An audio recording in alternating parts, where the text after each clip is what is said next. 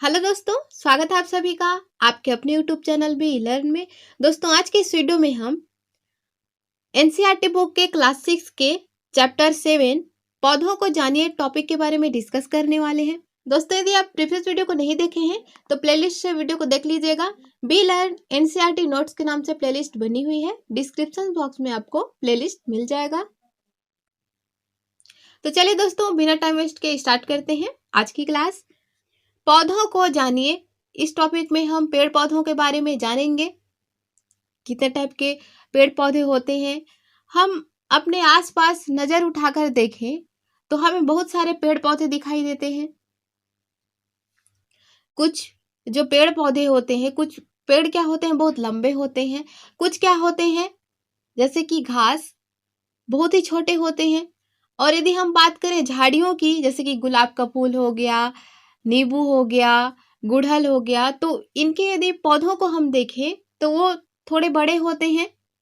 इन्हें झाड़ी कहा जाता है। घास होते हैं, बड़े बड़े पेड़ होते हैं जिनके तने बहुत ज्यादा मोटे होते हैं। और कुछ शाकीय पौधे, जैसे कि हम जिन्हें साग के रूप में यूज करते हैं, उनके तने कितने मुलायम होते हैं। कुछ पुष्प को देखें तो कुछ बड़े पुष्प होते हैं, कुछ छोटे पुष्प होते हैं। कुछ पौधों के जो फल होते हैं वे क्या होते हैं, बड़े होते हैं। और कुछ पौधों के जो फल होते हैं वे बहुत ही ज्यादा छोटे होते हैं। तो इस प्रकार पर्याप्त विभिन्नता पाई जाती है प्रकृति में। दोस्तों, हम पेड़ पौधों को 3 भाग में डिवाइड कर सकते हैं, शाक, झाड़ी और वृक्ष। पहले देखते हैं शाक या फिर शाकीय पौधे। कोमल तने वाले पौधे शाक कहलाते हैं। फॉर एग्जाम्पल, जैसे कि लाल भाजी हो गया, पालक हो गया, तो इनके जो तने होते हैं क्या होते हैं, बहुत ही ज्यादा कोमल होते हैं। तो कोमल तने वाले पौधों को हम शाकीय पौधों की श्रेणी में रखेंगे। दूसरा होता है झाड़ी। कुछ पौधों में शाखाएं तने के ऊपर के समीप से निकलती हैं। तना कठोर होता है परंतु अधिक मोटा नहीं होता, इसे झाड़ी कहते हैं। फॉर एग्जाम्पल, गुलाब, गुड़हल, नींबू आदि। और तीसरा होता है दोस्तों वृक्ष। जो लंबे लंबे ऊंचे ऊंचे पेड़ होते हैं उन्हें हम वृक्ष की श्रेणी में रखेंगे। कुछ पौधे बहुत ऊंचे होते हैं तथा इनके तने सुदृढ़ मीन्स बहुत ही ज्यादा मोटे होते हैं और गहरे होते हैं। इनमें शाखाएं भूमि से अधिक ऊंचाई पर तने के ऊपरी भाग से निकलती है।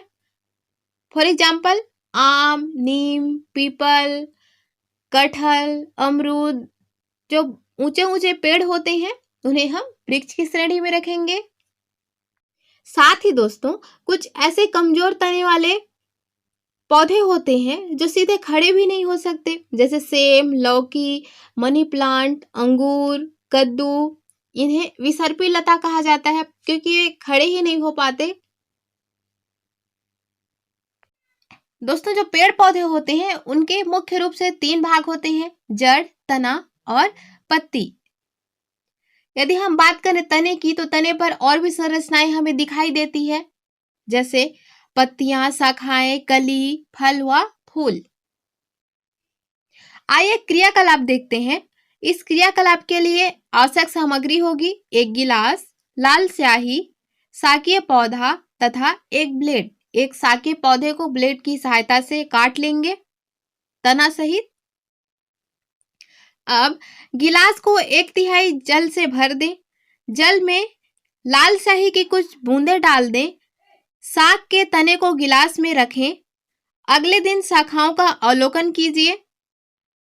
एक दिन के लिए वैसे ही रख देना है।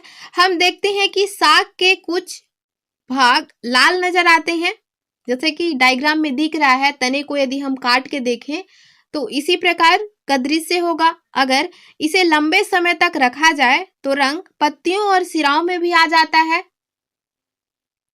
ऐसा इसलिए होता है दोस्तों क्योंकि जो तने होते हैं, तने के अंदर जालम और फ्लोएम वाहिनियां पाई जाती हैं। और ये जो जालम वाहिनियां होती हैं वे जड़, जमीन के अंदर जल और जो खनिज पदार्थ होते हैं उनका अवशोषण करती है। और ये जो जाइलम वाहिनियां होती हैं वे उस जल और खनिज पदार्थ को पौधों के विभिन्न भागों तक पहुंचाती है। तो जब हमने तना सहित जो शाकीय पौधा था उसको लाल स्याही युक्त विलयन में रखा, तो जाइलम ने क्या किया, उस लाल स्याही युक्त जो विलयन था उसको जाइलम वाहिनियां पौधे के विभिन्न भागों तक पहुंचा रही है। इसी कारण जब हमने तने को काटा तो इस प्रकार का कुछ दृश्य दिखा। जो लाल रंग का घोल था वह हमें तने पर दिखाई देता है। तो इस प्रकार हमने जाना कि जो जाइलम वाहिनियां होती हैं वो क्या करती हैं, जड़ द्वारा अवशोषित जल और जो खनिज पदार्थ होती हैं उनको पौधों के विभिन्न भागों तक पहुंचाती है। उसी प्रकार फ्लोएम का क्या कार्य होता है, फ्लोएम का कार्य होता है पत्तियां प्रकाश संश्लेषण की क्रिया के द्वारा अपना भोजन बनाती हैं और उस भोजन को जो फ्लोएम वाहिनियां होती हैं जो कि तने के अंदर पाई जाती हैं वह पौधे के विभिन्न भागों तक उस भोजन को पहुंचाती हैं। आइए दोस्तों जानते हैं जड़ के बारे में। जड़ के क्या कार्य हैं। जड़, हम सभी को पता है कि जड़ जो होते हैं वे जमीन के अंदर पाए जाते हैं।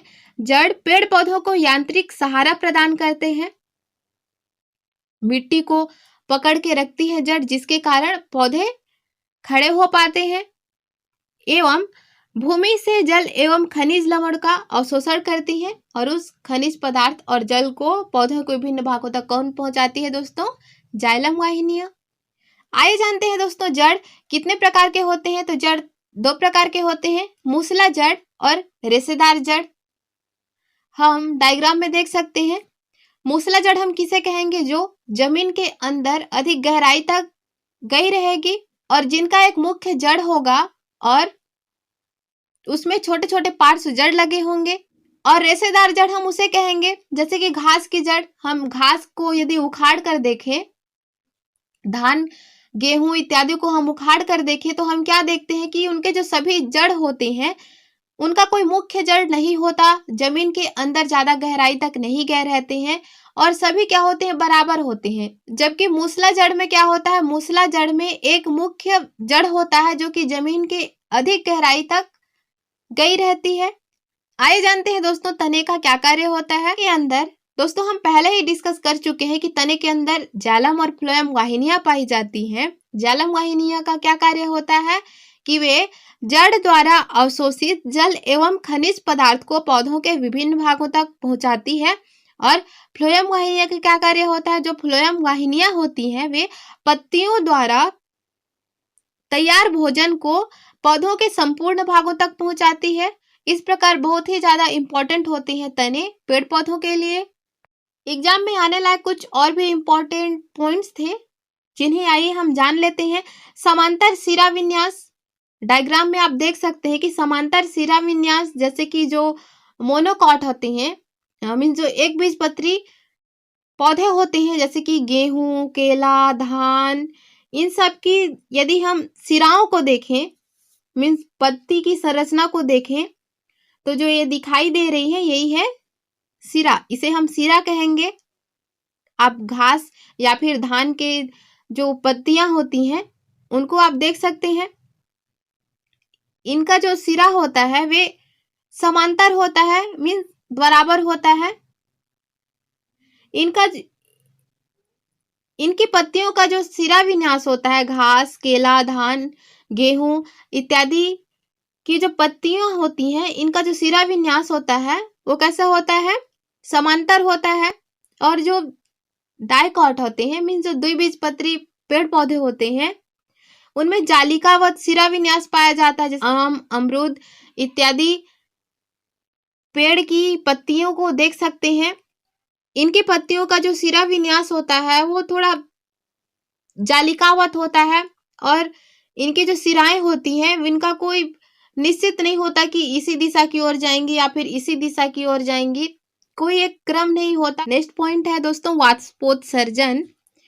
पौधों का अनावश्यक जल को वाष्प के रूप में बाहर निकालने की क्रिया वाष्पोत्सर्जन कहलाती है।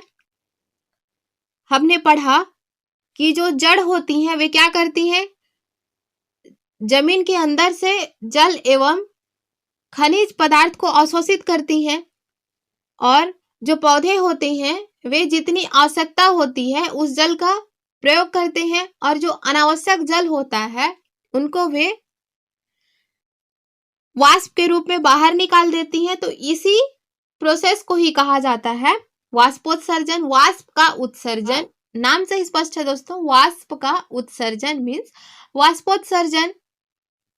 नेक्स्ट इंपॉर्टेंट टॉपिक है प्रकाश संश्लेषण। पौधे सूर्य प्रकाश की उपस्थिति में पर्णहरिम द्वारा जल तथा कार्बन डाइऑक्साइड की उपस्थिति में अपना भोजन स्वयं बनाते हैं। इस क्रिया को ही प्रकाश संश्लेषण कहते हैं। और पत्तियों का जो हरा रंग होता है वह पर्णहरिम मीन्स क्लोरोफिल के कारण ही होता है। तो प्रकाश संश्लेषण क्या है?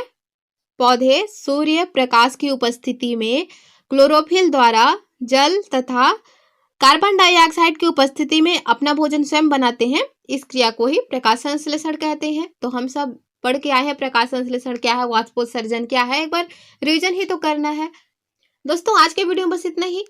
मिलते हैं नेक्स्ट वीडियो में एक नए टॉपिक के साथ, एक नए चैप्टर के साथ। तो अपना ख्याल रखिएगा। Stay home, stay safe, take care.